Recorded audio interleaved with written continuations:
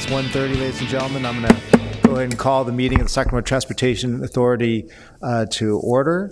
Madam Clerk, would you please take the roll? Let's see if we have a quorum. Frost, Gatewood,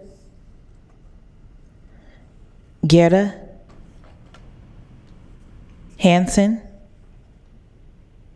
Harris, Howell, Maybe we don't. Hume, Kennedy, Here. Miller, Natoli, Peters, Here. Sandoon, Steinberg, Chenier, Cerna, Suen, I'm here. Gatewood. It's okay. Well, I guess we're hanging out. That's I thought, well, That was well. I know.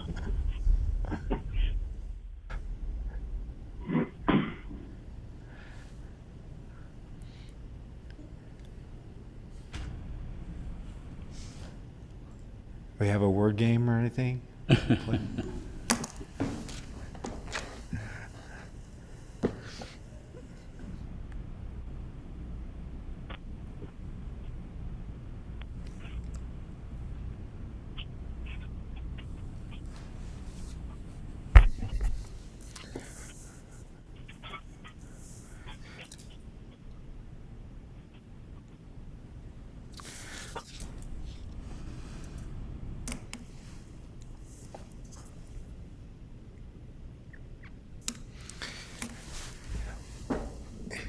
Is there anybody from the public who wishes to speak on anything? Did you hear signed up?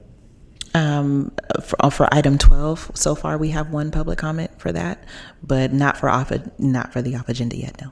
I was just thinking if there's things we can get going on, but it's not that much on the agenda ahead of time. So we'll just wait for folks to show up.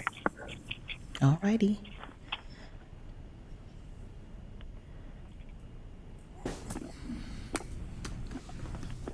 Would you like to take a 5-minute recess and try again? It's only just 1:30. 1:30. I have 1:32. Oh, we have two My different. computer says 1:30. So does 1:30. Yeah, I Is that see it what now. says up there? On our computer, it says 1:33. Well, that's wait. He's on Elk Grove time. Actually, Elk Grove time it would be much later. We would. I would have been late.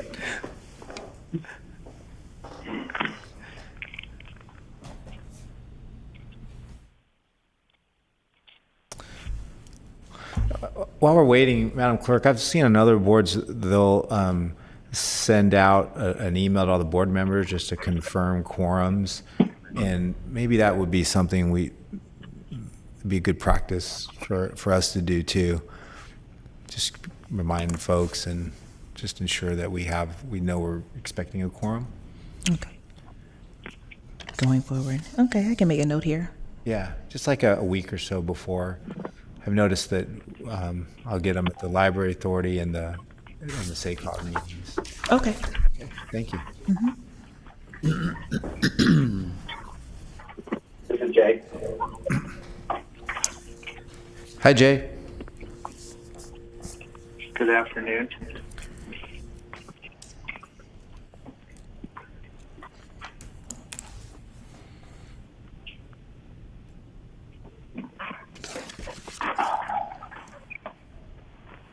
Nice to do one of these meetings without having to be seen.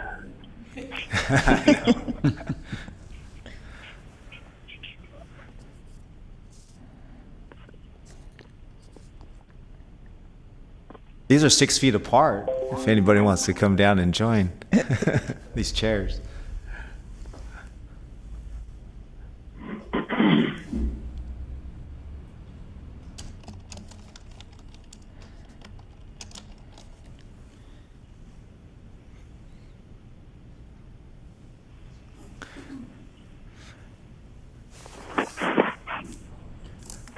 Darla, are you able to tell if anybody else joined?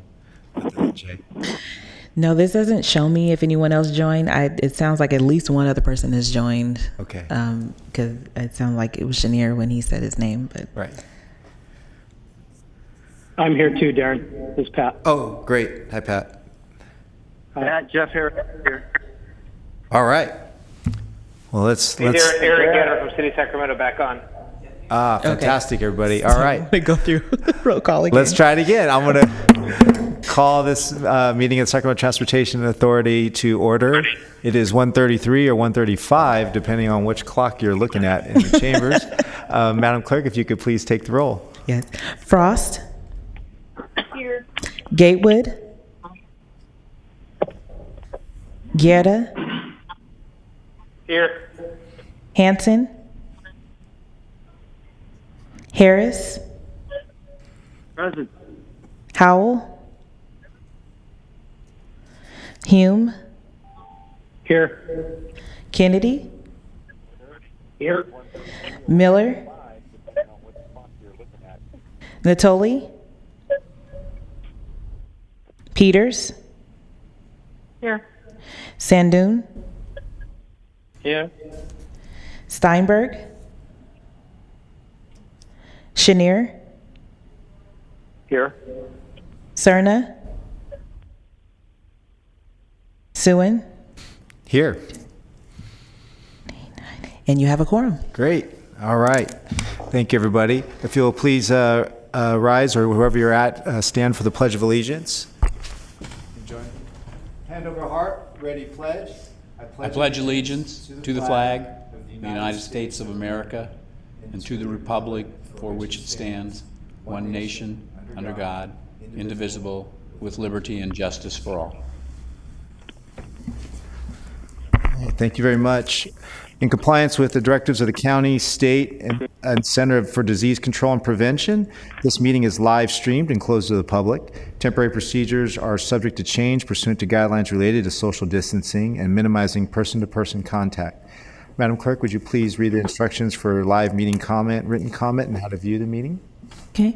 To make a verbal public comment during the meeting, the public comment phone line will open 15 minutes prior to the start of the meeting. Refer to the agenda and listen to the live meeting to determine when is the best time to call to be placed in queue to make a public comment. Callers may be on hold for an extended period of time and should plan accordingly. Dial 916-875-2500 and follow the prompts to be placed in queue for a specific item or off-agenda matter. When the chair opens public comment for a specific agenda item or off-agenda matter, callers will be transferred from the queue into the meeting to make a verbal comment. Each agenda item queue will remain open until the public comment period is closed for a specific item. Written comments, you can send an email to boardclerk@saccounty.net, include the meeting date and agenda item or off-agenda item, and contact information is optional. To view the meeting of the Sacramento Transportation Authority is cablecast live on Metro Cable 14, the local government affairs channel on the Comcast Consolidated Communications and AT&T Uverse cable systems. The meeting is closed captioned and webcast at www.sacmetrocable.tv. Today's meeting will replay Saturday, September 19th at 2 p.m. and Sunday, September 20th at 6 p.m. on Channel 14. Great. Thank you very much. I hope everyone continues to stay healthy and safe, and please keep our first responders who are on the front lines of the wildfires in our hearts and minds. Are there any comments, Madam Clerk, from the public regarding matters not on the agenda? At this time, we do not have any comments. Okay, thank you very much. Okay, next we'll go ahead and move to the Executive Director's report, but before we do, I just want to mention later on in the agenda, we're going to take item 12 as the first separate item ahead of item 10 for sake of folks who are here to present and need to leave. Mr. Kemp? Yeah. Mr. Chair, Supervisor Tolley, I'm present. I just want to let you know I'm here. I'm sorry? I just wanted to tell Chair, Supervisor Tolley is present. Oh, thank you, Vice Chair Natoli. Sorry, yes. I always assumed you were, Don. That's okay. Okay, Mr. Kempton, go ahead. Thank you, Mr. Chair and members. We have a couple of good news items on the agenda today, and actually one portion of the Executive Director's report is good news. It relates to the revenue update. And as you might recall, back in the March timeframe when the COVID-19 pandemic struck, we were all very concerned about, given the economic downturn, that there was going to be a very significant hit on sales tax revenues. In fact, a few months after the coronavirus hit, self-help counties, that's counties with transportation sales tax programs within the state, were predicting revenue losses somewhere between the 20 to 25% per year range. Despite these projections, the authority did adopt a pre-COVID budget in April of this year, and the assumption was that we would wait until we had a better picture of the overall revenue scene before we would take action, but we did plan on the possibility of a budget revision later in the year. We do now have some preliminary information from Avenue Insights and Analytics, that's our revenue forecasting consultant, which indicates that the decline in revenue resulting from the coronavirus economy will be minimal, and which is a surprise to all of us. And if I could ask our Chief Financial Officer, Tim Jones, to put a chart on the screen. I guess we can just turn that on. There we go. This chart is includes. It was the attachment was in the Executive Director's report. So this chart does contain data provided by Avenue showing taxable sales, actual sales tax revenues, and growth ratios for the entire 30-year Measure A program period. For 1920, the fiscal year just ended, the decline in tax revenue, again based on data provided by Avenue, is just minus 0.1%. For the current fiscal year, the decline is projected to be minus 1.8%. The actual loss for the entire program period, when compared to our adopted budget estimates, is $38.7 million. That's over the remaining life of the Measure program. Now, in case anybody thinks we're an outlier, this information is actually consistent with what is happening to sales tax funded agencies across the state. We had a recent virtual meeting with the self-help. Mr. Chair, I'm sorry to interrupt, Will, but the packet doesn't seem to have the attachment you're talking about. Could Jennifer or somebody email it to the board? Yeah, I don't have it either. It was in the It packet. says there are attachments, but they're not included in the packet. It is under agenda item Number two, under 2, Director Hansen? Yeah, no, I'm there. I opened the packet from the website right before we started, and it's not under number 2. Okay, thank you. Not the charts. Yeah, I have a old school hard copy here. It's here, but Ms. Dole, can we get a chart emailed out? Can we get a chart emailed out to the board members? Can the clerk do that?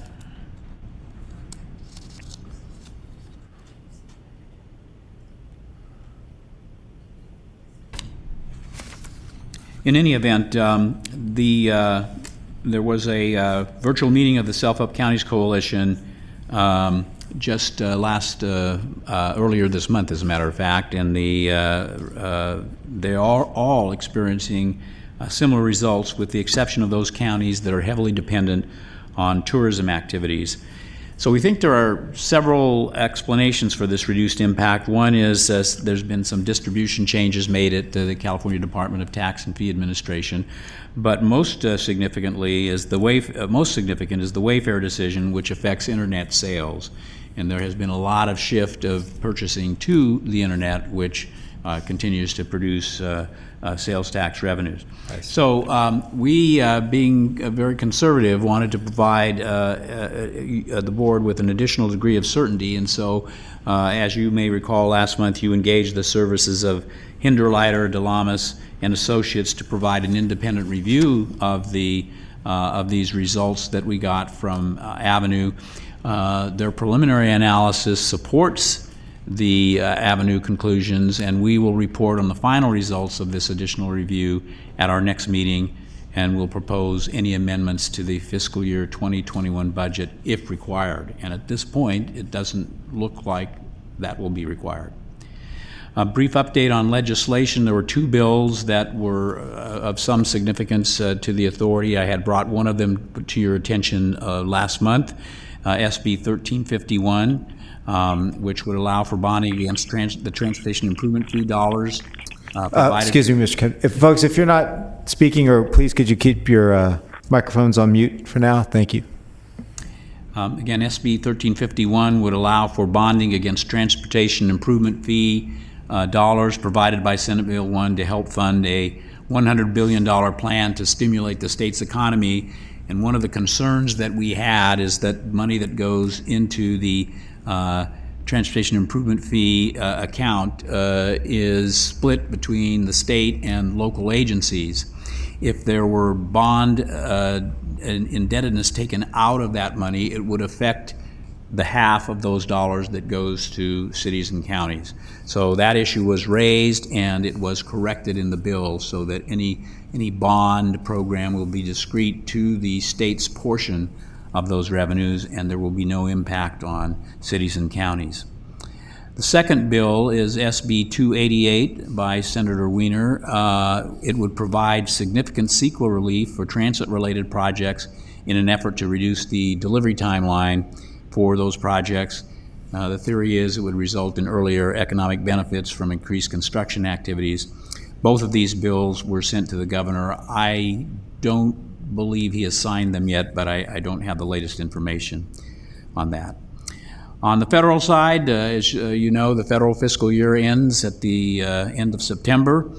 Congress has reconvened to consider additional COVID relief, but they also need to consider reauthorization of the FAST Act. That's Fixing America's Surface Transportation Act. This is the multi-year reauthorization bill for transportation.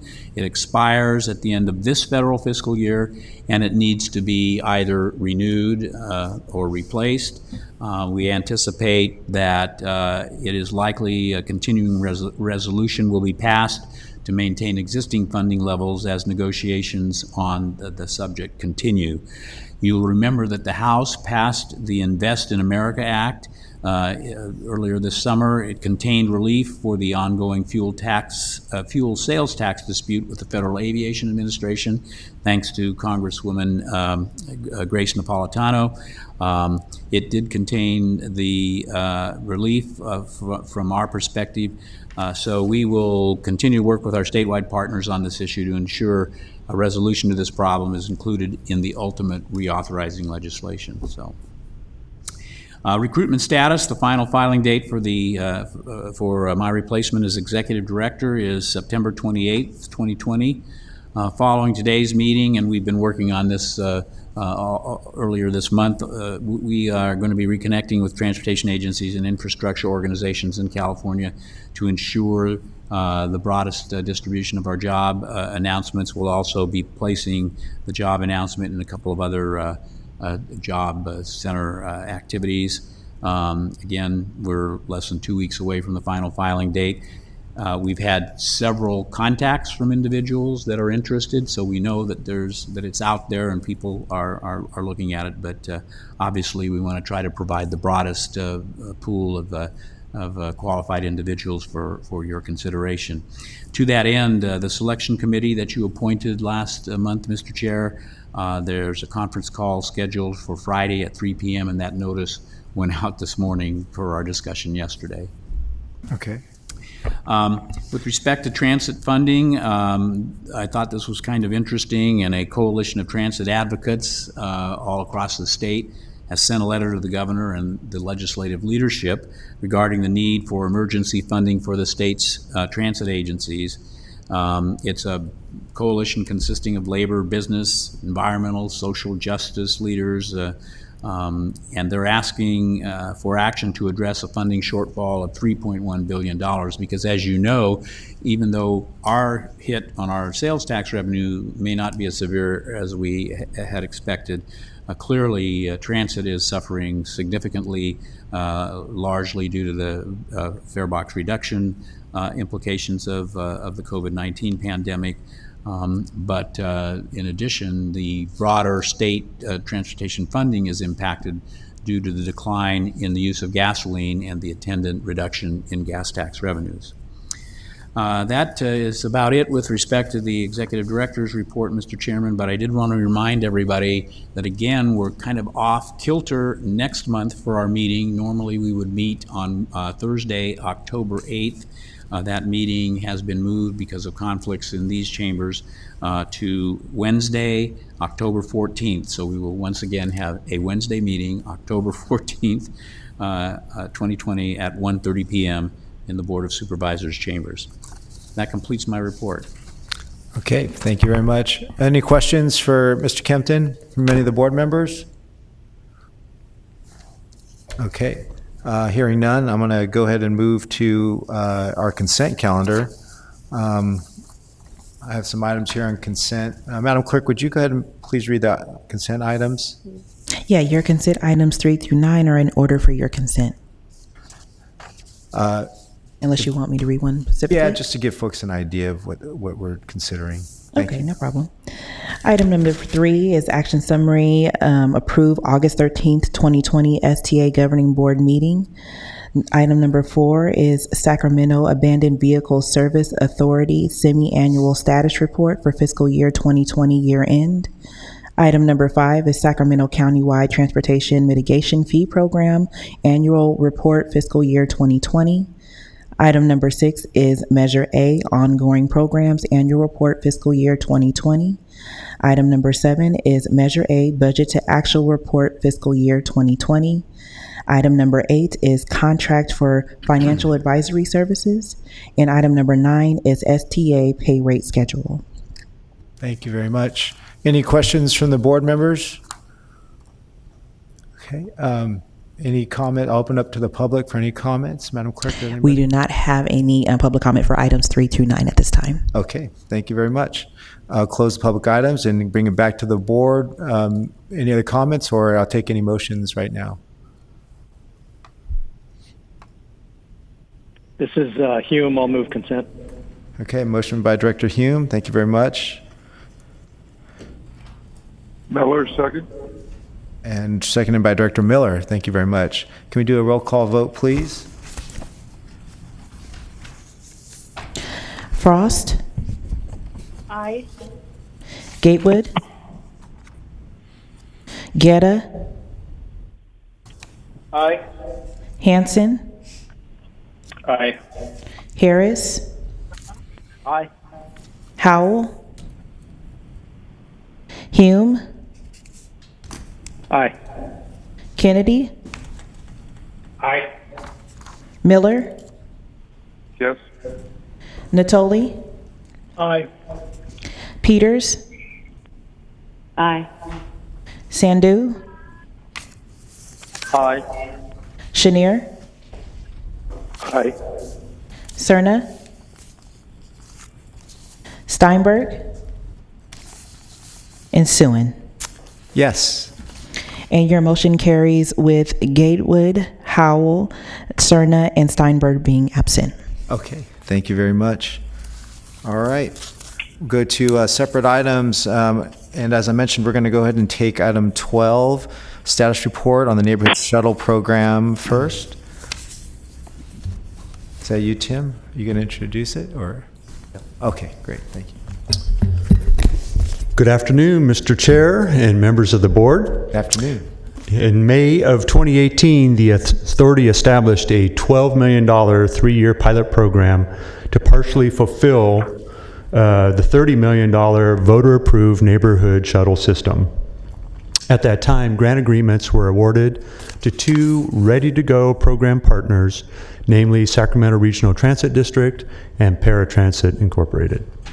Now that we are more than 2 years into the program, each agency will share how their respective services have developed, lessons learned, and strategies for program improvements moving forward.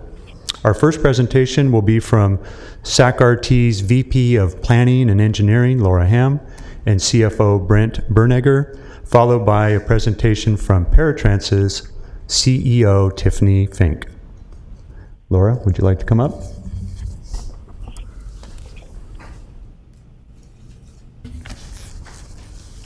Good afternoon. Good afternoon, Chair Suen and members of the board. So as Tim mentioned, we launched this pilot with you back in 2018 when we quickly implemented 5 zones, and we have now increased to 9 zones in a comparatively short period of time. We have provided over 250,000 trips on SmartRide. With a total of 9 active SmartRide service zones, this is the largest microtransit operation in the country. An important takeaway from this, advance my slide here. An important takeaway from this map is that SACRT's fixed route service is shown with pink lines with SmartRide zones in orange. You'll see that SmartRide is primarily offered in the areas of our district where there is less fixed route service available, and customers are able to use SmartRide as a complement and extension to the existing public transit service. SACRT would like to offer its appreciation for STA's vision, as well as the staff's support in quickly identifying funding and supporting SACRT's needs to deliver this innovative service to the community.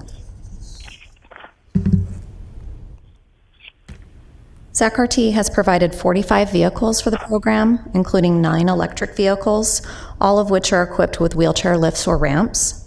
SACRT also received a separate grant to fund a permanent scheduling and dispatching software for the program, including a passenger app.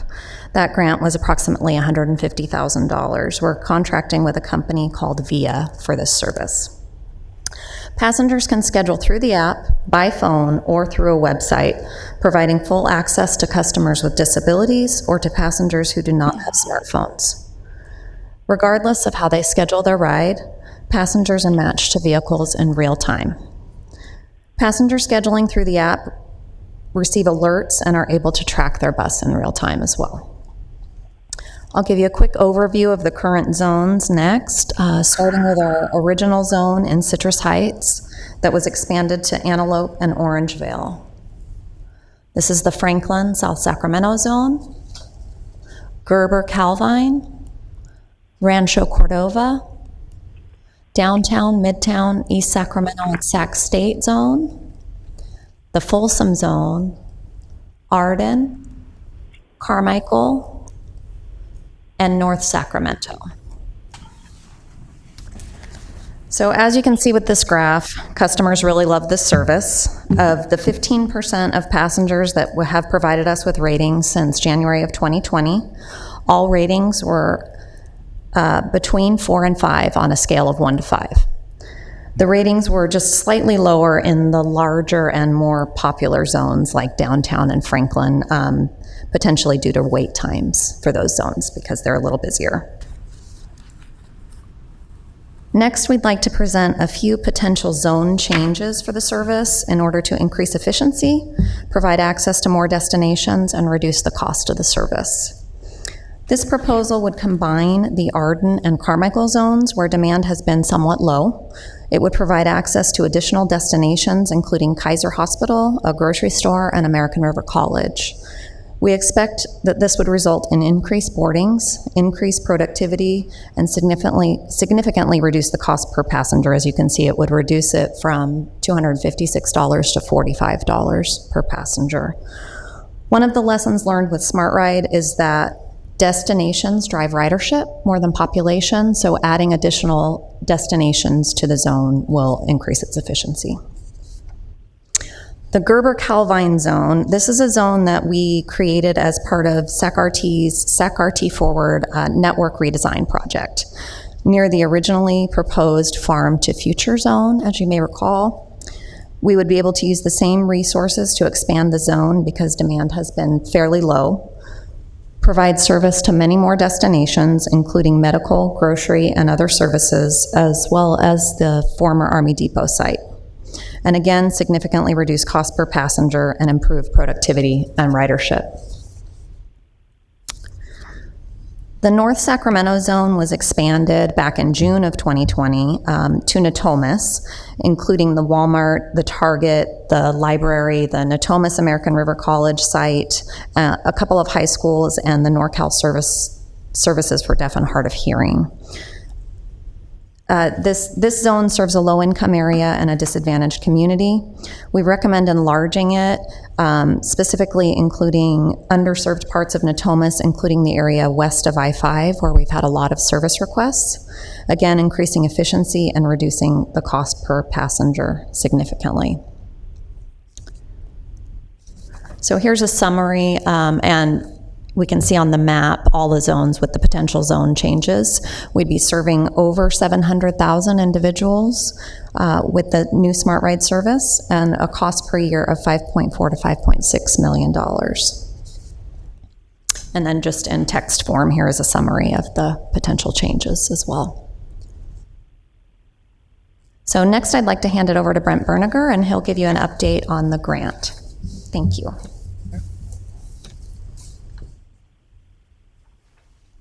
Hi, Brent. Thank you. Good afternoon, board chair and members of the board. I'll be quick on my slides, but what I would like to do is just to give a quick recap of the program. So like Tim had mentioned, in May of 2018, SAC-RT and STA entered into a reimbursement agreement where SAC-RT would provide these microtransit services. It would cover the cost for up to $12 million through June 30th, 2021. SAC-RT provided the necessary capital infrastructure, which is the vehicles and all the equipment associated with it. As of June 30th, 2020, $4.5 million has been spent. By the end of fiscal year FY21, under the existing program, the remaining unspent funds would be about $2.5 million. So, based on the feedback we received and the strong interest in continuing the program, we'd like the opportunity to amend this program and just make a few changes based on our experience. We've worked closely with the STA staff and really appreciate their support. They've been very helpful. As such, we'd like to bring back an amendment in the October board meeting with some additional terms. The first, we'd like to increase the expiration period for 2 more years, up to 2023. We'd like to increase the total award from $12 million to $14 million, modify the reimbursement rate based on direct operational costs, and then allow those modifications that Laura had just recently gone over to improve the efficiencies and lower the per passenger costs. All this will allow us to continue this program on and actually apply for some good grant funding to make up some of that difference. This last slide that we have in front of you is just to compare the difference between the original cost estimate and our actual cost right now. Keep in mind, under this new structure with the actual cost, we have a much wider coverage area, which accounts for some of that increase. And what else we found out is in years 2 and 3, we've already identified ways to save about $250,000 of that cost, so that will bring that 5.6 down to about 5.4 million per year.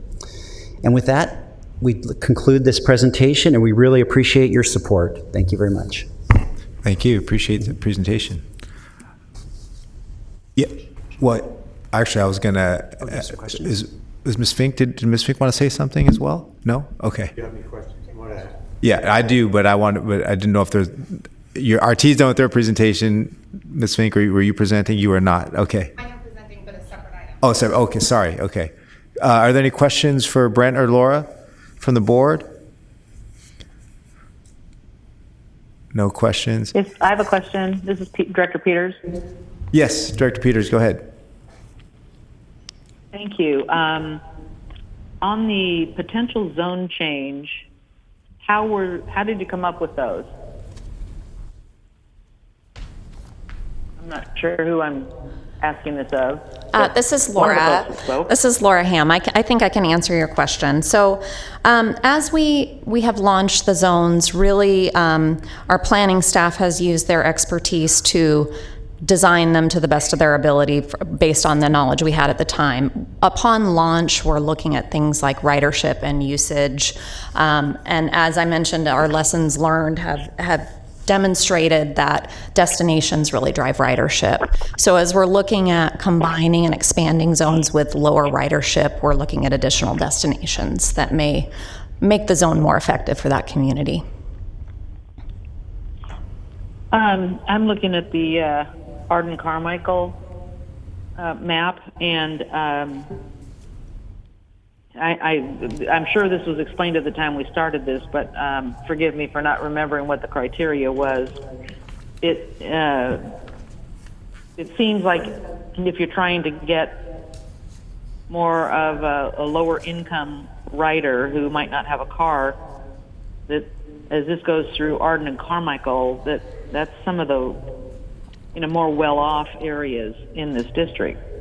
So another is that the goal? Well, another thing I should mention, I just put the map back on the screen. I don't know if you can see it, but the pink lines on the map show the existing fixed route service. So really this zone is providing access to individuals who have less fixed route service and providing connectivity to the main fixed route service lines. We have expanded it slightly beyond the original zone. I agree that probably was a more high income area, and the expansions I think will address some of that concern, but there absolutely is connectivity to fixed routes that run through the area as well. Okay. I guess I'll have to get a magnifying glass out and look at the pink lines. I can't really tell on these color copies that I'm looking at. So thank you for the moment. Oh, I did want to ask you, someone referred to lessons learned a couple times. Mm-hmm. What lessons have been learned? Obviously, where you're going is the big one. Yeah, and there are a number, and we could absolutely get back to you with more detail on all of that if we are coming back in October. I would say, in general, destinations, and looking at ridership, we see that between about 2.5 and 3.5 passengers per hour is ideal to meet all the demand for the service. Once we get above about 3.5 passengers per hour, passengers are experiencing longer wait times. So within existing resources, that's one target we're looking at. The scheduling app that we have allows us to do some modeling so we can predict what the ridership will be on the modified zones as well. Okay. At 3.5 passengers an hour being ideal, the bus looks pretty big. Yes, so we can accommodate more passengers than that at any one time. The buses accommodate 10 to 16 passengers, including 2 passengers and wheelchairs. That's average passengers per hour. So passengers getting on and off the bus throughout the hour. But it seems like maybe you need a smaller vehicle to save money. The biggest driver for our cost is actually the operator wages. So operating a smaller vehicle would provide some cost savings, but not a significant amount. Okay. Probably all the RT board members that are on our board know that, but I'm not on RT, so. It's a common suggestion. We would welcome you anytime, Susan. Probably not.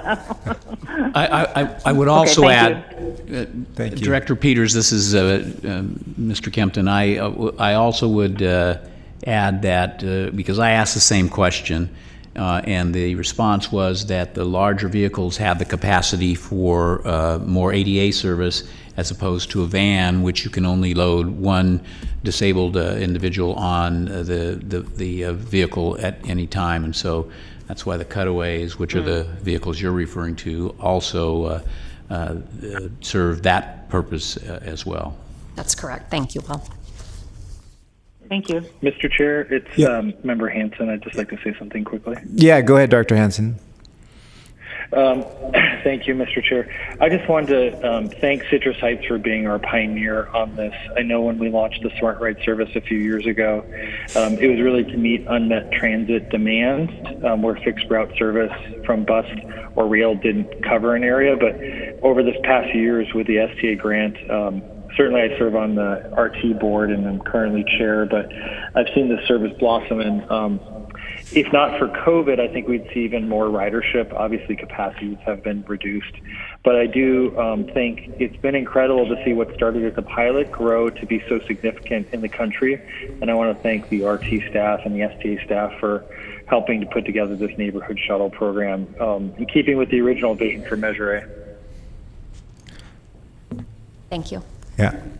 Good job, Chair Hansen, RT Chair Hansen. And also, I know my colleague, Director Hume, is also on our RT board, and I look forward to this program expanding into Elk Grove. It's really exciting to see such positive feedback between, ratings between 4 and 5 out of 5. That's fantastic. So can't wait till you guys bring it down to our city too. Thank you. Thanks so much. All right. We have was that on? Yeah, we have a public comment, right? Yeah, we do have one All right, public Madam comment. Chair, go ahead. Let's go to the public. Okay. Thank you.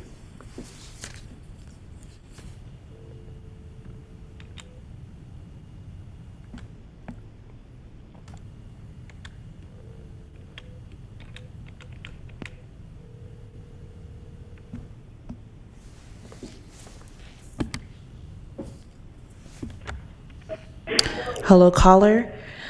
Please state your name for the record, and you have 3 minutes to make your public comment. Hi, good afternoon. My name is Mike Barnbaum, and I wanted to testify about the Neighborhood Ride Shuttle program, also referred to as Smart Ride. Great. Go ahead, Mike. Good to hear from you. The program received some national recognition recently, and information about that is on the Sacramento Regional Transit District website. I really appreciate that it has been as successful as it is, and would like to testify today in the record and promote its further continuation and advocate for a brand new zone for the Sacramento Transportation Authority to consider. I would like to advocate for a zone with the boundaries of 65th Street to the west, Folsom Boulevard on the north, South Watt Avenue on the east, and Florin Road to the south. Among other places, this not only would serve the up-and-coming 65th Street Transit Village, but it would serve the Social Security office where there is no bus service today on Folsom Boulevard near Wiseman. It would also provide service along a critical section of Fruit Ridge Road and Folsom and Florin Perkins Road, where former bus route 61 was eliminated just a little over a year ago. And it would provide people in this rectangle with an app-based, phone-based service where very little, if any, other transit services exist. Pretty much from a 6 a.m. to 6 p.m.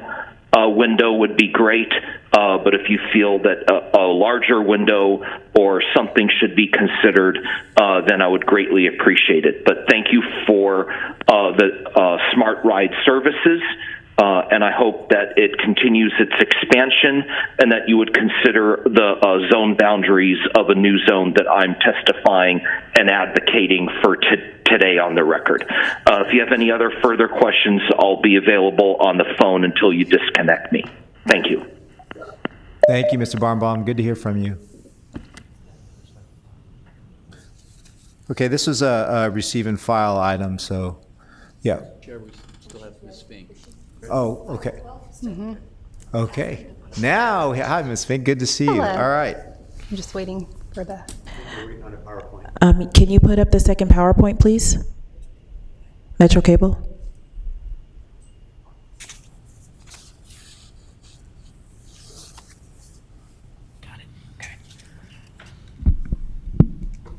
Good evening, or good afternoon, Chair Soon and members of the board. I'm Tiffany Fink, and I'm the Chief Executive Officer at Paratransit, Inc., and we're here today to talk to you about the other portion of the Neighborhood Shuttle, which is the youth travel training element, a program that's been known as Moving Youth to Jobs. So just a little bit of the quick history. We realized that there was a challenge in this community, really looking at the transportation gap for youth age 16 to 24 and the barriers for them getting gainful employment and internship opportunities. This came out of the initiative for 1,000 Strong, where we were hearing that while their people were offering internships, kids couldn't get to them. And so in 2017, we participated in a 9-month civic lab process SACOG created, and from that was the pilot for Moving Youth to Jobs. We actually initiated it with Elk Grove Unified and the BIA. In 2018, STA graciously funded this program, and it actually became the first program funded in Civic Lab that was fully functional and operational. So we're very proud of that. And from 2018 to present, we've presented key curriculum to over 1,000 youth and young adults and worked one-on-one with over 100. So really quickly, what is the program? It's travel training that's either one-on-one expert training, and we teach them not only how to ride public transit, whether it's fixed route or light rail, but the smart ride, how to use a jump bike or a scooter. I will note you have to be over 18 for the latter for liability. We teach them things like how to download the app, trip planning, time management, backup plan training, because just because a lot of youth have a car, they also frequently don't have access to that car in an emergency or when their sibling borrows it or mom and dad take it for the day.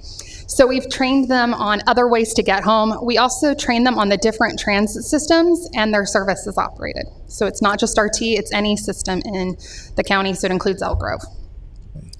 The other piece that's come out of this that we learned is that there was the need to create a transportation literacy curriculum. So above just training them how to actually ride a specific route was the basis and need for knowledge about how the transportation network works in Sacramento County and how to access it. And so we have developed a program that teaches youth about all of the transit, bicycle, and pedestrian programs available in Sacramento County. So that the idea is to eventually have every high school senior, when they graduate, know how they can get around this county without a car. We focus on safety, the idea of having a second way home, and we also talk a lot about the fiscal implications of transportation, namely how much it costs to park and what you need to plan for. We highlight the key partnerships and programs such as Ride Free RT, and we connect really with youth on things that they're important or that are important to them, such as housing access and air quality. So we've really found ways to bridge transportation into other areas that young adults are looking for and wanting to make meaningful impact. So we'll give you stats in two pieces. We're going to talk about pre-COVID-19 and what's happened since. So before COVID-19, so up till March, we had done 41 group presentations, and we had outreach to over 935 youth, giving them the full transportation literacy program, which for a youth program is highly successful for the amount of time. We did 112 one-on-one successful trainings, and we actually put 4 different youth through the internship program, which meant we worked with the City of Sacramento and the City of Elk Grove to take on interns each summer, and the interns not only learned the curriculum, but went out and helped travel train and then became ambassadors back in their school to promote the programs during the school year. We started this, as I said, with Elk Grove Unified and the BIA, but if you look, our community partners continue to grow, and I'm very proud of the number of different agencies we've brought on. They represent, are representative of the entire county. They're also representative of not only high school, but really getting into the young adult group. Juma came on early, and they are a large employer who supplies youth coming out of foster care to places such as Golden One and Rayleigh Field, or now Sutter Health Park. 3 Strands Global deals with people escaping human trafficking and other programs. The Job Corps. So we've been really proud of how we've been able to make sure this program gets into the curriculum across the county. Some highlights was that we did see that significant program expansion and coverage to take it from that test program to truly a countywide program that represents all of the STA boundary. And we're also very happy about the high adoption rate. So when you do these programs, you hope they're going to work. And so we've been very pleased with the fact that not only do we have a high retention rate from people who are interested to actually participating, but overwhelmingly the participant feedback, both from the youth and from the organizations, has been positive, and we've actually had partners refer partners, and we've had students refer students. So then we faced COVID-19, which for this kind of program is huge. Transportation became restricted to essential service only and distance learning. So we ended up reimagining the curriculum to be online and interactive. We gauged interest from the participating agencies on how we could do this and deliver it. Big focus was on safety. How do we teach youth to remain safe when they need to travel in the community? And we realized that the interests became more than just accessing job, but we have a lot of youth who want to know how to volunteer in the community. They're hearing places like the food bank and other programs needing volunteers, and they have the time and the will to want to be engaged in the community as they're isolated. And so we're starting to train people on how they can get out and help their community during COVID. we really changed that focus to being that for the majority of the youth, the public transportation is their only means of sustaining employment and getting essential service. And so we wanted to make sure that we could provide that, but we could also provide a new outlet to offer ways for them to connect with others, as social isolation is a huge issue for this age group. The result became a virtual travel training program that connects them not only to jobs, but the community. We were able to move the curriculum online, and we now host the meetings in Zoom, Google Hangouts, Google Duos. We've done phone calls, emails.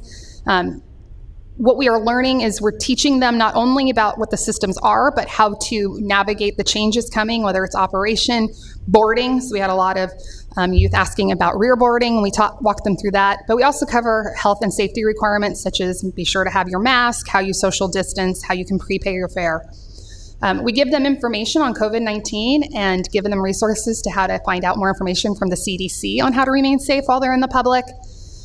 We give them information on the environmental safety and then how they can help use the service to maintain this active employment and to get to the places they need during the pandemic. So just a quick sample of the curriculum. This isn't all of them, but we teach them, and I realize there's a spelling error, I apologize. We teach them the transit app, which actually offers them between transit and miles. There's different apps out there that not only teach transit, but some of them offer incentive for you to use other modes of transportation, and youth are very motivated by reward. So we teach them that. We're partners with the Youth Community and Connect initiative, which was put out by the DA. We teach them obviously Smart Ride and also how to sign up for Alert SAC-RT so they know what's going on once they're out there, and Lime Bike. We walk them through all the applications and how to download it and get them up to speed. So currently, the program since COVID, so since March, has had 23 presentations. We've outreached to 132 youth on transportation literacy, and we've actually had 35 one-on-one trainees meet with us in a virtual environment to actually route plan. The community partners on the slide remain the same, but actually you'll notice there's one partner. And part of that is to show that we were very proud to see that not only did our partners remain, we're actually growing during this time. And I can tell you as a percentage that we actually have more interaction, are moving at a pace that's faster since COVID than it was before COVID. So those numbers for the time period, actually there's more demand for the program since we moved it to offering virtual interaction. So with that, we realized that youth embrace the use of technology even more than we expected, and so we can bring on a schedule and format that meets their needs. We've retained all our partners, and we're starting now to get into a hybrid. So while we have relied largely on online meetings, we are starting to transition to a in-person and a online. The goal will be to do as much as we can on the education side through the web. So online meetings and education to route plan and teach them the literacy and program development. But we are starting and beginning next week to meet the demand. We will actually meet them in field to do the one-on-one training to help them safely navigate, because that's a piece that for the safety and the assistance we will actually do. I'm using all of the considerations there, but that is the piece we've stepped back into and are excited about. So really quick, what's next? The next piece for us is we wanted to take it even more interactive, and so we have launched something called Where's Wyatt? Wyatt Mallory is actually our travel coordinator for this program, and he has created a blog, and the whole point is that he will be going out and about in the region. He's in this age cohort, and he will be talking to them about how they can get to the different locations. He actually has the blog up right now about how you can go volunteer for food through the South Sac Food Bank and Food Closet. The idea will be to not only provide information on how you can travel, and there is that pin drop, which the youth can then take and pin their movement, but it's also to open a conversation where youth can start to share where they're going and how they're learning and moving throughout the community. The benefit is not only to transportation, but it also creates a network where youth can talk to other youth about places they've been able to safely access during COVID and activities, and give them that social network in a controlled environment that gives them another way to outreach and learn and interact, which we think is important right now. So we want to once again thank you very much for this program. We too would love to see it expand. The program is currently funded at $133,000 a year, which covers our administrative staff cost. And we're open to hopefully seeing that extend for another 2 years at the same level. In addition, we've applied for other grant funding. We're using some 5307 to take it beyond Sacramento County. because not everyone wants to only travel in the county, so we can now train them into Roseville or into El Dorado Hills or West Sacramento. But we've also applied for a SMUD Shine grant to focus on South Sacramento about making this move beyond just moving youth to jobs, but more of an access for youth program, connecting them to things beyond employment, but getting to their neighborhood community centers. It will also include an element to work with parents on how to connect parents to get to school, because we know that the more that parents are engaged in their children's education, the more they succeed. And so it will add that element. And so if so, those would be expansions of this program. So, thank you. Thank you very much. Are there any questions for Ms. Fink? From the board members? I have a comment. This is Jay. Yeah, go ahead, Director Schneer. Yeah, thank you, Chair. I just want to commend both programs in their own right. The RT, what RT has done, become a national model, and then what PI has done also has just been fabulous. You know, when we did Ride Free RT, one of the main purposes was to create lifelong riders out of this. I mean, certainly there are current advantages of young people getting to their jobs, getting to school, all of, you know, reducing congestion, all of those things. But the long-term vision here is to create choice riders for the systems. And Tiffany, I really appreciate all of the educational work that you have done within the program. I think it's great. I think it is a fabulous model, and I'd be very supportive of continuing any way we can. So thank you. Thank you very much. Any other questions or comments from the board members? Okay, and Darrell, before you leave, Tiffany, do you have anybody who want to sign up to speak? No, we don't have any additional public comment. Okay. Well, I also just want to echo Director Schneer's comments. I think it's a very creative way to link the youth to transportation, air quality, obviously their destination, which are providing them from an educational perspective, as well as opportunities for community service. So it sounds like a very successful Civic Lab program, and hope to see it continue forward. Thank you so very much. Thanks. Okay, again, these items were receive and file. We're going to go back to the start of the separate items, item 10. And I think, Mr. Burke, Mr. Burke, you're introducing this item, correct? Oh, you are, Mr. Kempton, sorry. Thank you, Mr. I'm sorry, would you like me to read that into the record? Item number 10?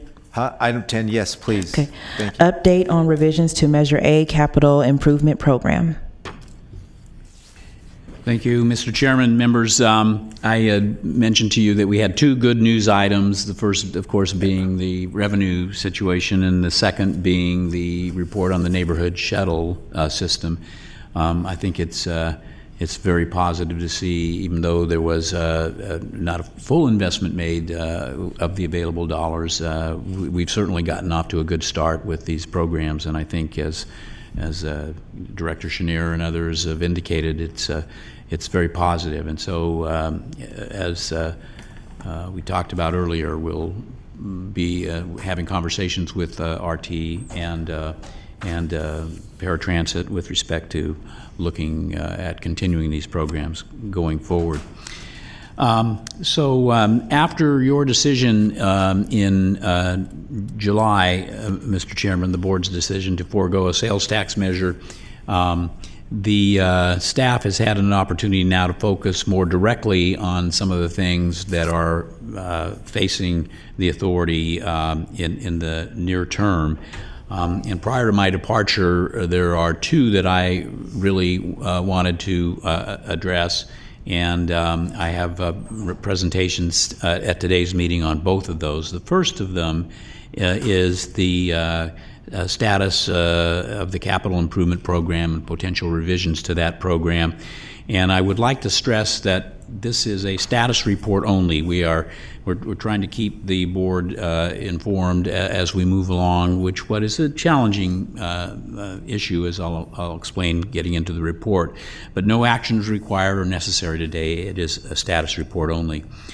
So when the measure was first approved by the voters in November 2004, the revenue estimates were included in the expenditure plan with a $4.74 billion estimate for sales tax revenues, about $488 million in anticipated revenues coming through the mitigation fee program. That was a total of $5.2 billion over the 30-year life of the program. And based on those revenue estimates, folks sat down and looked at the capital program in the expenditure plan and the identified projects and developed a $1.4 billion capital improvement program that has been in place since that time. The existing CIP was developed based on projected revenues with specific dollar allocations to 53 identified capital projects. And to the extent that staff can confirm, the CIP was never formally adopted by the STA Governing Board, but it has served as an important guide to the capital program expenditures for the measure since it was put together. We do know, however, that there have been changed circumstances since the time that the program was developed with respect to reduced program revenues and the cost of issuing debt. So after development of the CIP and to accelerate project delivery prior to program inception, a decision was made to bond against anticipated revenue to pay for capital projects that were ready to go at the time. Seemed like a great idea because you could move project work forward, you save money in the process, so certainly not quibbling with that decision to proceed. But that did incur additional costs for the program by virtue of the debt associated with the issuance of those bonds.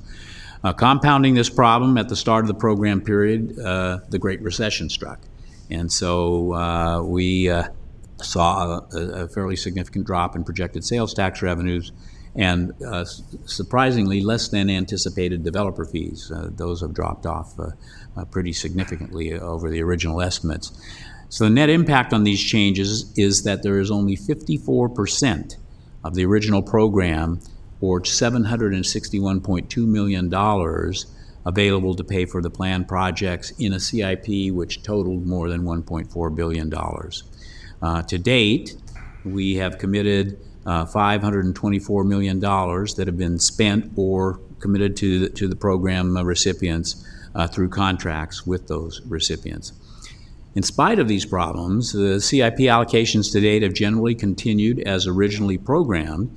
Contracts for funding commitments with most recipient agencies run through the end of this fiscal year, and that's important.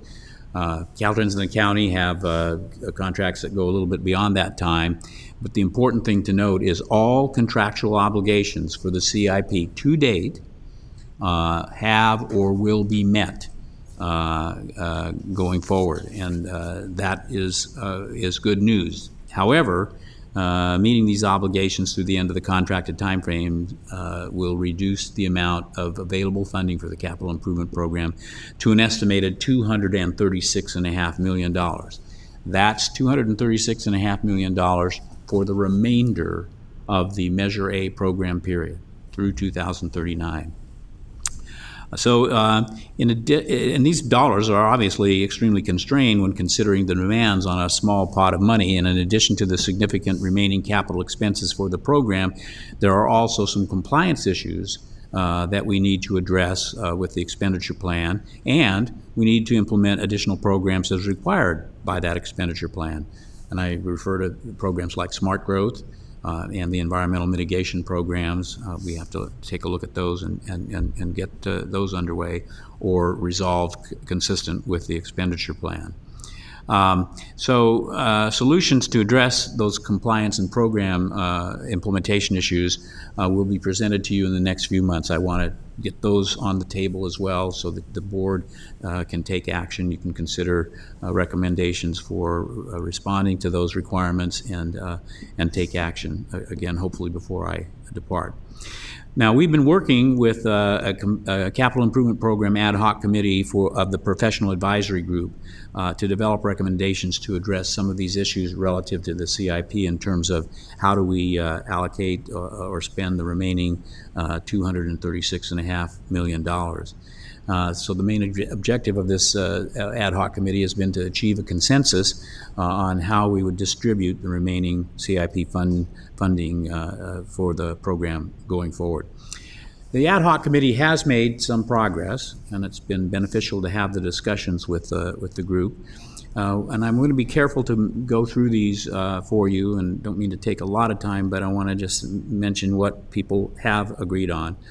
First of all, a recommended set of principles for ultimate authority approval, which is attached to the staff report, has been developed to govern those future CIP allocations with a focus on the remaining years of the second decennial program period, and that would be through 2029. It's proposed that the status of the CIP should be reassessed in 2029, just as we're doing in this exercise, to determine if modifications are warranted. And staff intends to annually assess remaining CIP funding through the budget process as revenue projections are updated. And we will also, I think, recommend putting in place a requirement that the CIP be revisited in 2029. There is agreement from the group on the total CIP amount of funding available for the entire program period from 2009 to 2039. And again, that estimated amount is $761.2 million. There is agreement on the total amount of project contracts for the program period to date. That amount is $524.7 million, includes what's been spent and what's contracted for. There is agreement on the amount of allocation capacity remaining for the remainder of the program period through 2039, and that amount is, as I previously referenced in this report, $236.5 million. There is agreement that agencies which have received 100% or more of their adjusted allocation amount, the adjusted allocation amount reflects simply taking the same percentage of the original allocations provided in the $1.4 billion CIP and applying those percentages to the reduced amount of $761.2 million, resulting in what we're calling an adjusted allocation amount. So in any event, agencies that have received 100% and will use, not because Director Howell is not on the phone, but we'll use the city of Folsom as an example. The city of Folsom was one of those agencies which did benefit from the early issuance of debt by bringing dollars forward that they could use on the single capital improvement program project that they had, which was the Folsom, the bridge below Folsom Dam, something on the order of $37 million. If you look at the adjusted allocation amount, it's for Folsom, it would be less than that. So the city of Folsom, as an example, has received more than 100% of the adjusted allocation amount. And I don't mean to do this to pick on Folsom, but because there are other agencies that have reached that 100% level as well, but just to give the example of what we're talking about. And those agencies, the ad hoc committee has agreed should not receive additional CIP funding through 2029. Again, 2029, because we would suggest in this process that the authority would be back reviewing the entire program in 2029 as well. Next, there's agreement that jurisdictions under 100,000 population, and those include Citrus Heights, Folsom, Galt, Rancho Cordova, should receive as close to 100% of their adjusted allocation amount as possible, because these agencies did not have significantly sized pieces of the expenditure plan. And this proposed principle has been applied to Citrus Heights in this exercise because the other agencies have all received 100% or close to 100% of their adjusted allocation. There's also agreement that the Connector JPA will receive $5 million from the Smart Growth Incentive Program and $5 million from the Transportation Project Environmental Mitigation Program off the top of CIP funds remaining for allocation, and that's specified in the expenditure plan that those $5 million increments be made available to the Connector JPA for the Consumnes River preservation and other environmental work. And finally, there is general agreement that the allocation of remaining CIP funds will go to recipient agencies who have not received the full amount of their adjusted allocation. Unfortunately, there is no final agreement among the members of the CIP Ad Hoc Committee on a specific recommendation for the allocation of remaining funds at this time. As you might imagine, this has been a sort of a parochially oriented process to date, but the competing jurisdictions have eloquently defended their requests, and they've made an excellent case for why their jurisdiction should receive additional funding. But there's also been a fair amount of reason and collaboration displayed in the discussions. The authority does need to address this issue, but the good news is, fortunately, as converse to the unfortunately, is that the capital program requirements are completely funded through the end of this fiscal year for existing contracts, as I outlined earlier. So there is time to fully consider an appropriate solution to this dilemma.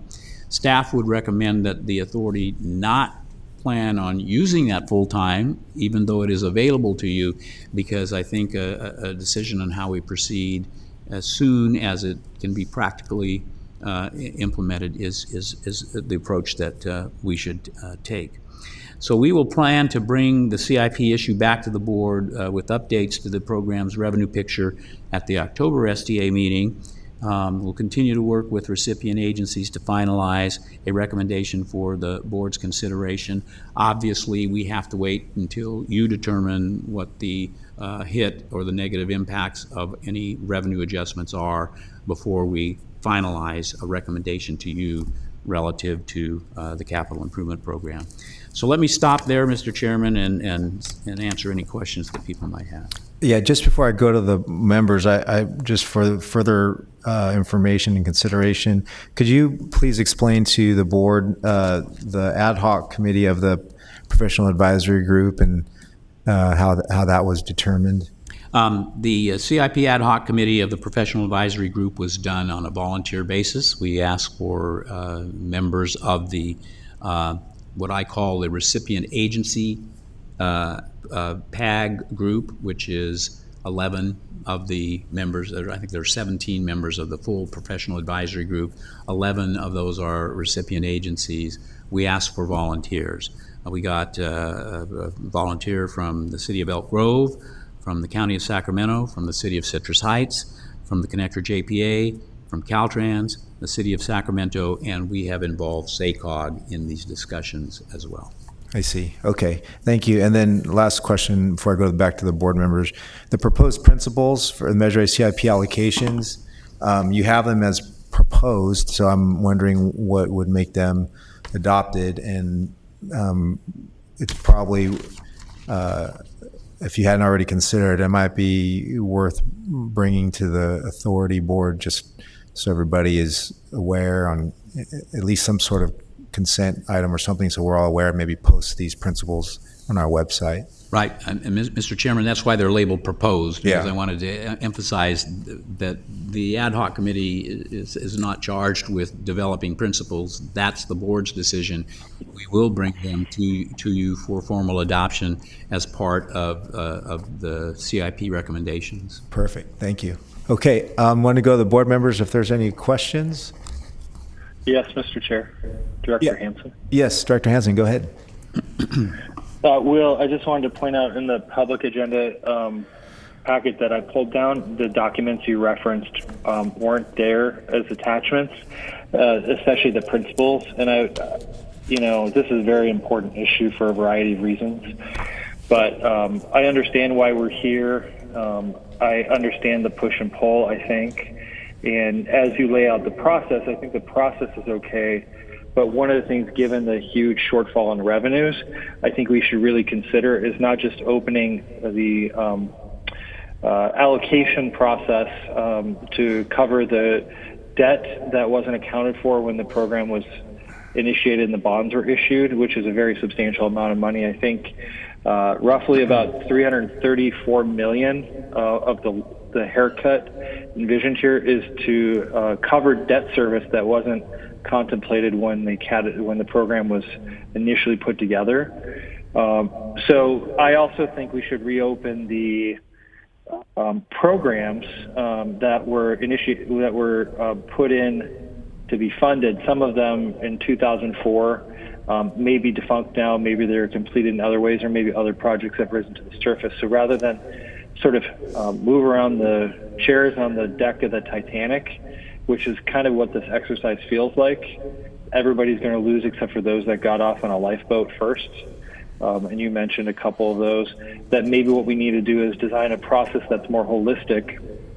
And I would say public. The ad hoc certainly isn't a public process, but we've just come through the new Measure A process, and there are a lot of push and pull. And as much as it wasn't fun at certain points, I think it was a very productive and important process that yielded results that the public understood. And while we didn't put the measure on the ballot, I think that for this particular piece of it, we should find a way to do public engagement and talk about whether or not the programs that were listed in 2004 are still the right programs as we move forward and have the potential to revisit that given the $246 million that's left. So that's kind of how I see it. Rather than just decide who gets haircuts, we should reevaluate how to move forward, since we only open the ordinance once every 10 years. I don't know if you want to respond to that, but I will, Director Hansen. First of all, what you suggest is perfectly appropriate if that's the direction that folks want to go in. I would say the only caveat would be that whatever decisions are made would be they'd have to be consistent with the expenditure plan.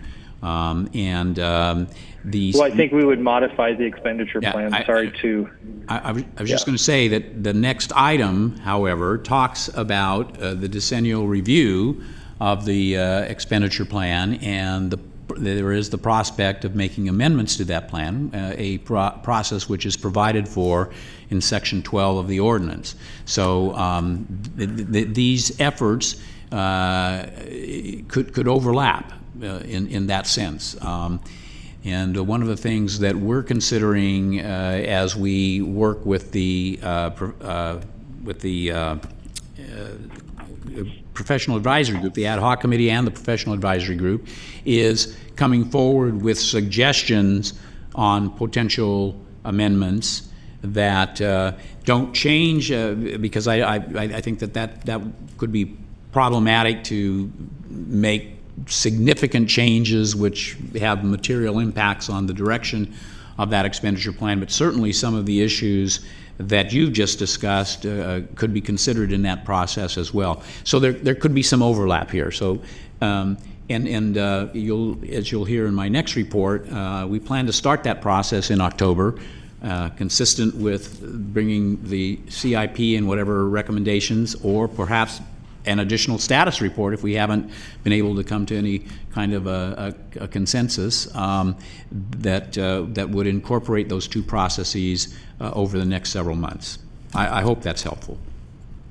Yeah, it's helpful. I think in the end this is going to be a very difficult process, and to the extent that we can ensure that it's fair, I understand that the ad hoc created its own principles, but I think this kind of discussion needs to be fully before the board.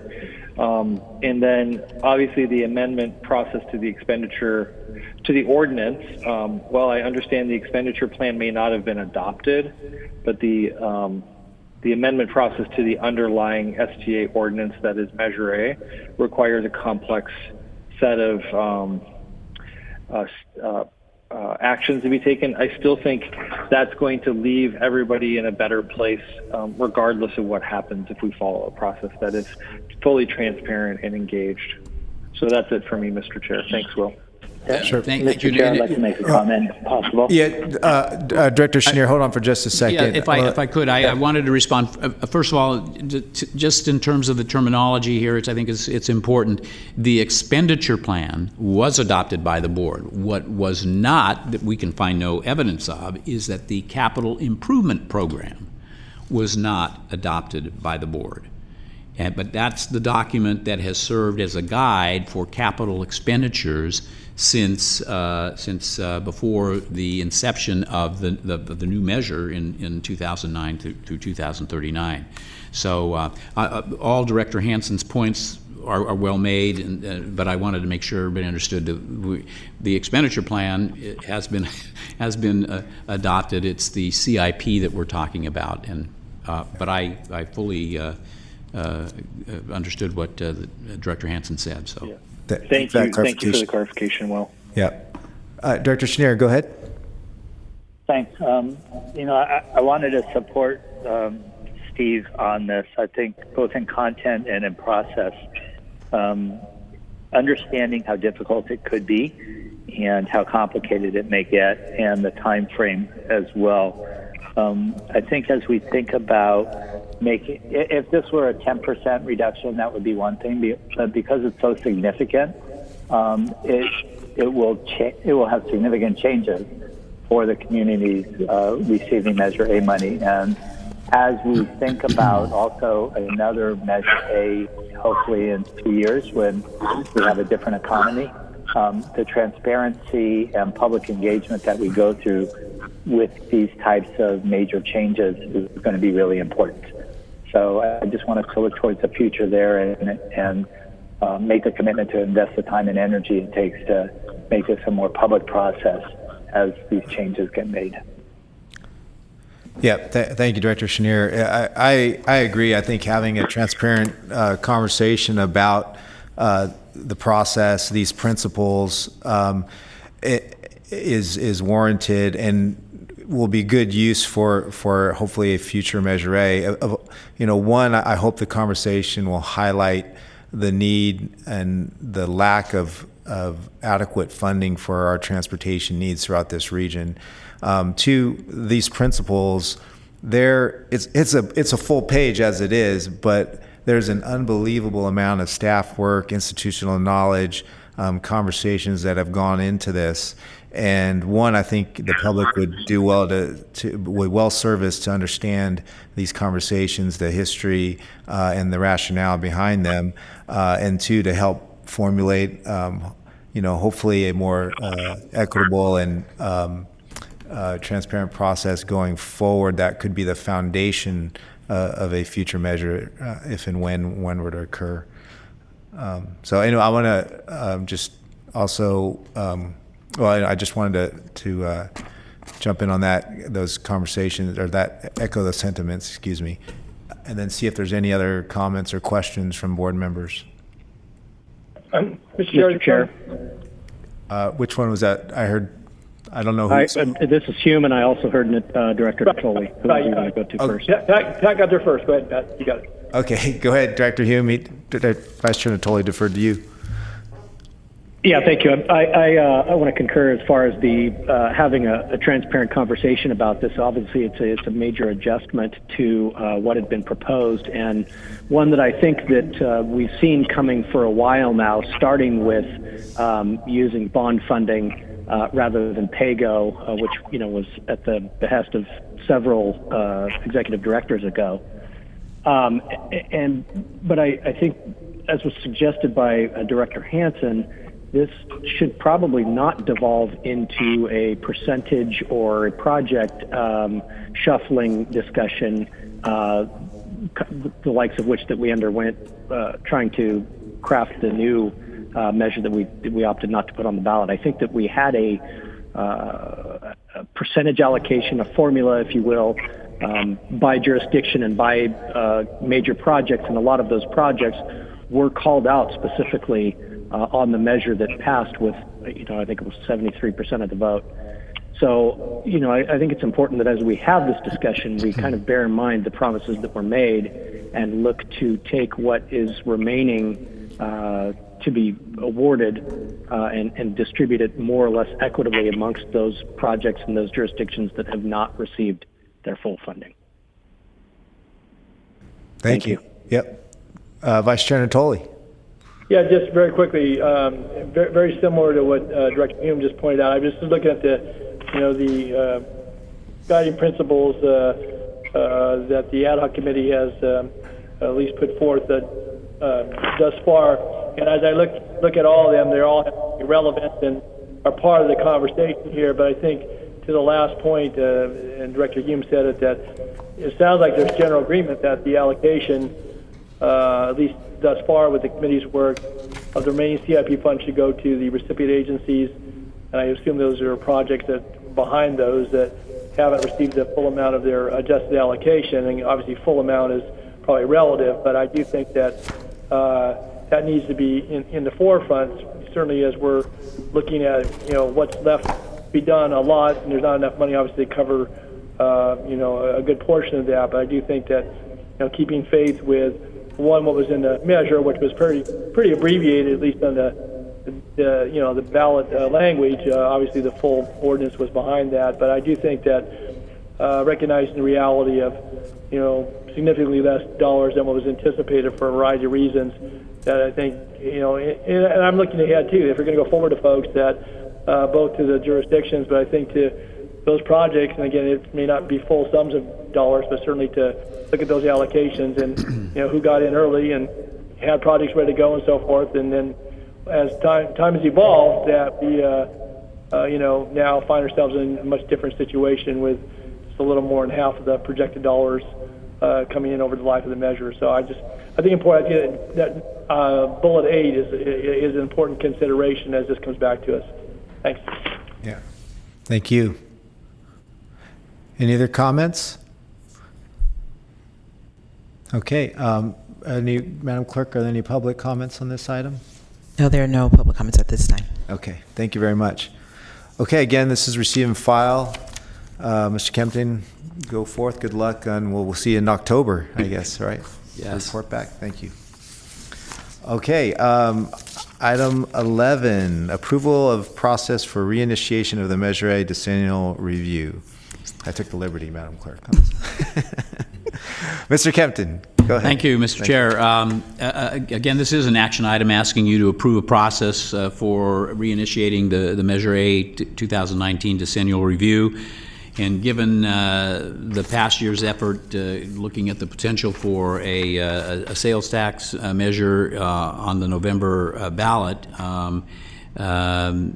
we raised the issue in January of this year to suspend or defer the decennial review that's required under the ordinance for the Measure A until a decision was made as to whether to place a new measure on the ballot, and if necessary, the voters decided the issue.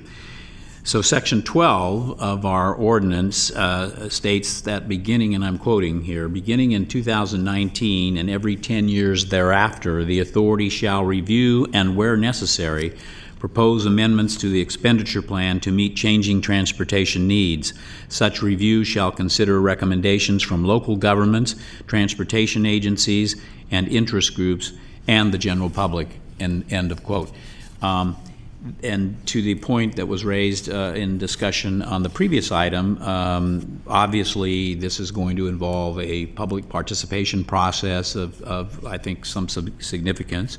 We already, at the end of last year, did a decennial, Measure A decennial report, which was presented to the authority, I believe, in November of last year. And we recommend that the following next steps be undertaken in the months that I'll indicate here with my comments as we implement the reinitiation of the review. First of all, I think we need to publicize and advertise that the review process has been initiated. We need to make the public and everyone aware via social media and other appropriate means to ensure that organizations and the public will be engaged as outlined in the ordinance. I have proposed the conduct of a series of public hearings to be held in conjunction with scheduled authority meetings over a 3-month period. That would be at the November, December, and January meetings. The first would be to receive input from local governments, the second for transportation agencies and interest groups, and the final hearing would be open to the general public. At the end of the hearing process, staff would compile the input and develop recommendations for any proposed amendments to the expenditure plan, which would be presented to the Governing Board for consideration in February. And if necessary, under the process that's outlined in the expenditure, or in the ordinance rather, the authority would notify the Board of Supervisors and the city councils in the county of its initiation of any amendments reciting findings of necessity. Actions of the Board of Supervisors and city councils to approve or to oppose the amendments must be communicated back to the authority within 60 days after the date the notification is provided. This is specifically outlined again in the ordinance. Failure to notify the authority of formal action within 60 days after the date of the notice will constitute approval. So presumably the reaction and approvals or concerns expressed by the Board of Supervisors and the city councils would be considered by the authority in May, and to be successful, the amendments, in addition to the process of getting back to the authority, must be approved by the Board of Supervisors and by a majority of the city councils, constituting a majority of the incorporated population. This wouldn't necessarily require a presentation, as I did for the measure, the proposed Measure A, of going out to each city council meeting and to the Board of Supervisors. This could be done on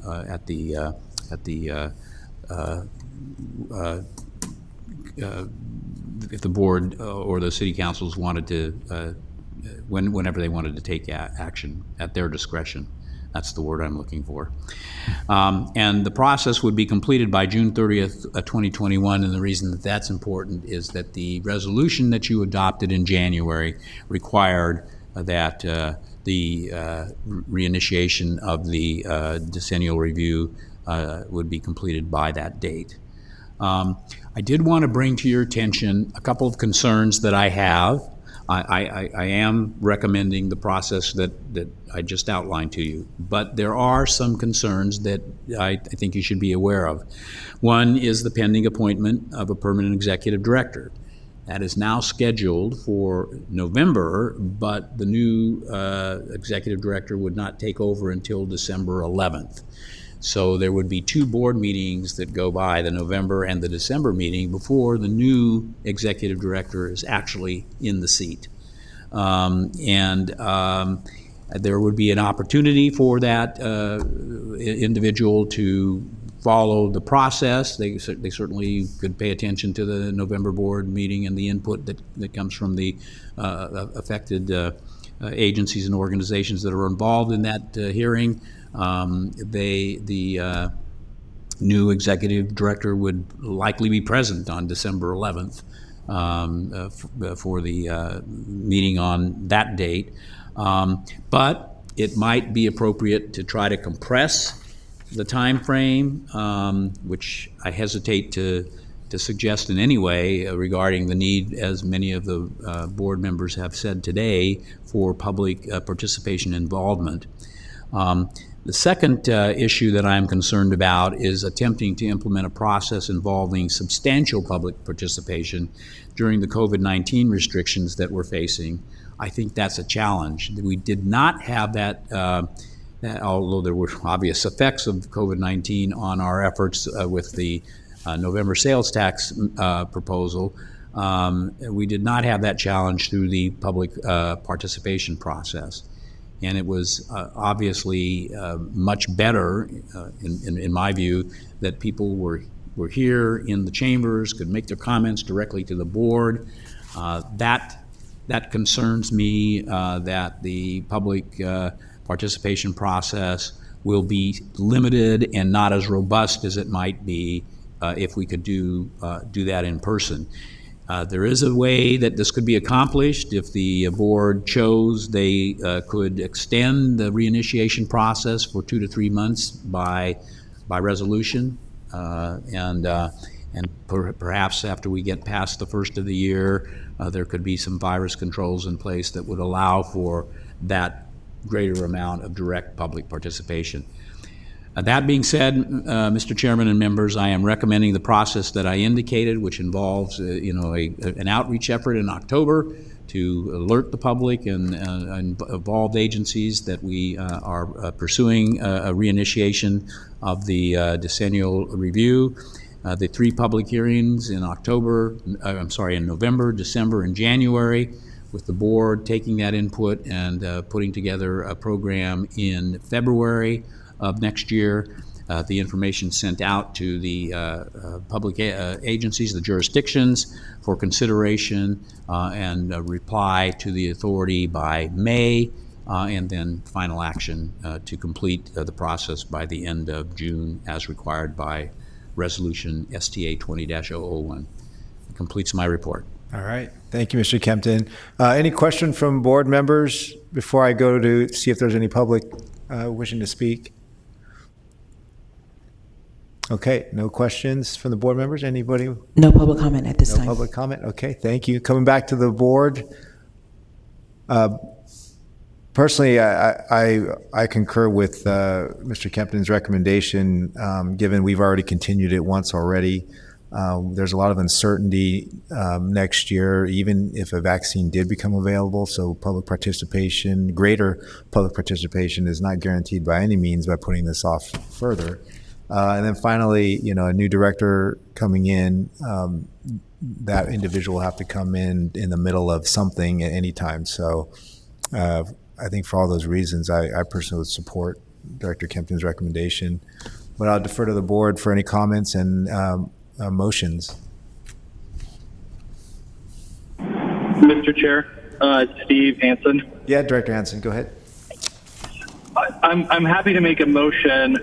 Given the prior conversation, though, I would like to the extent that these processes run concurrent, to use this public participation process to reset expectations on the capital expenditure program as well, so that they're coupled together in the way that we get feedback and participate not as 2 separate silos, but as one item. And so I would make that motion that we approve this process, but with that addition. Okay. Second by Guerra. Okay, I heard a second by Director Guerra.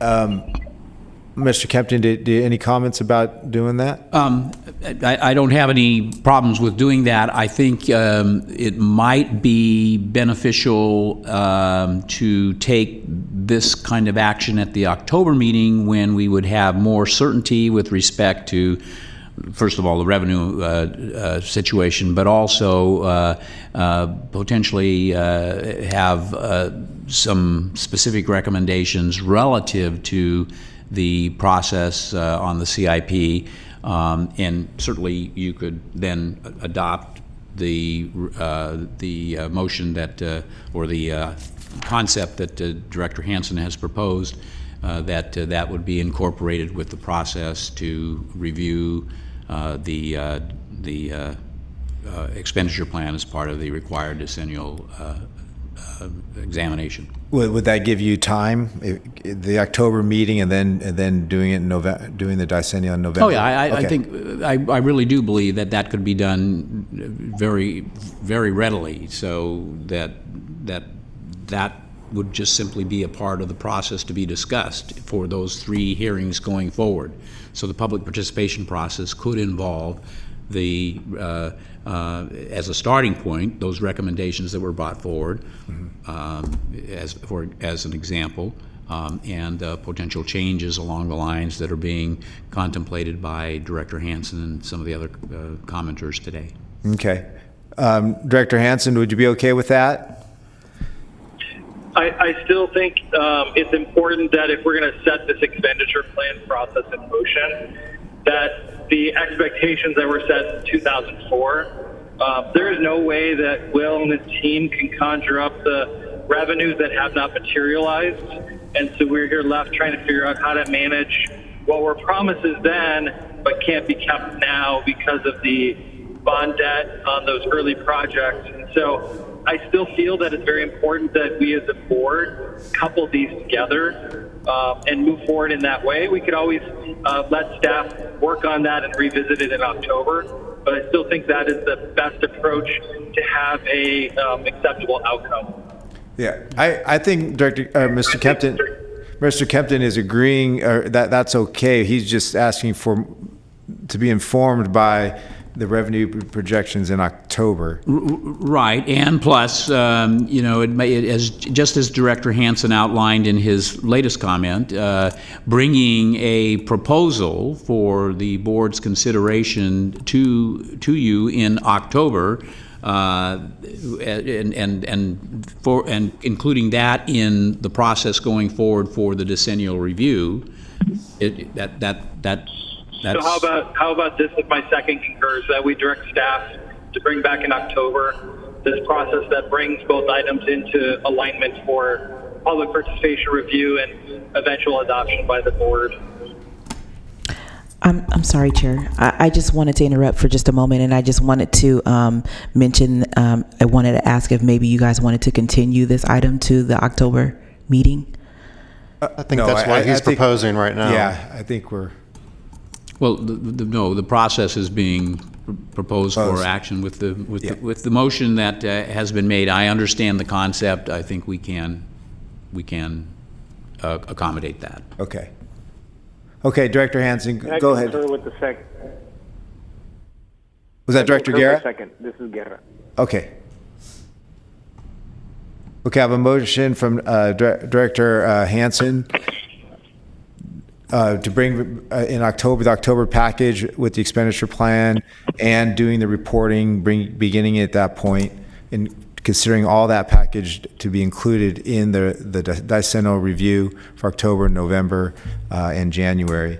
And I have a second from Director Guerra. Madam Clerk, would you please do the roll call vote? Yes. Frost? Aye. Gatewood? Guerra? Aye. Hansen? Aye. Harris?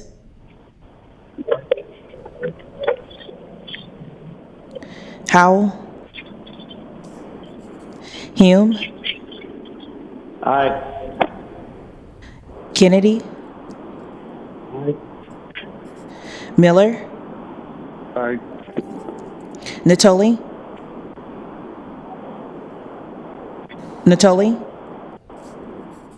Peters? Aye. Sandhu? Aye. Chenier?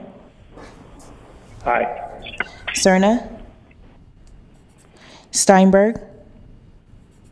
Suen? Aye. And your Durrell and Natoli deny. I got cut off. I call back in. Okay. Great. Mr. Mitchell, got it. Vice Chair Natoli, did you hear the motion? Yeah, it was to give the concept and bring it back in October. I think that was the motion, and there was a agreement by the seconder. That was the last I heard. So. Yeah, and we were just doing a roll call vote. How would you vote? I vote aye. Okay, thank you. Okay. And your motion carries with Gatewood, Howell,